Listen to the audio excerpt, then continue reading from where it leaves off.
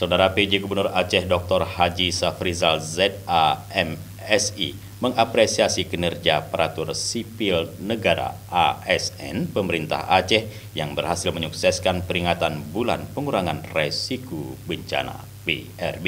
Apel gabungan SKPA dan Biro, Senin 14 Oktober 2024, siap dilaksanakan. BNPB Republik Indonesia menilai pelaksanaan di Aceh sebagai yang terbaik dibandingkan daerah lain. PJ Gubernur dalam apel Senin 14 Oktober 2024 mengatakan pelaksanaan peringatan PRB di Aceh adalah yang terbaik menurut Sekretaris Utama BNPB.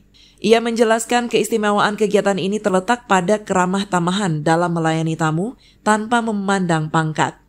Safrizal juga meminta ASN untuk mempersiapkan diri menyukseskan peringatan 20 tahun tsunami Aceh yang akan disertai dengan edukasi bencana. Selain itu, ia mengingatkan ASN untuk tetap siaga menghadapi potensi bencana seperti banjir dan longsor di akhir tahun. Terakhir, PJ Gubernur menghimbau ASN untuk memacu kinerja dan memastikan serapan anggaran maksimal di penghujung tahun 2024. Apel ini dihadiri oleh pejabat struktural dan kepala SKPA Aceh. Dari Banda Aceh, Tim Liputan Aceh TV melaporkan.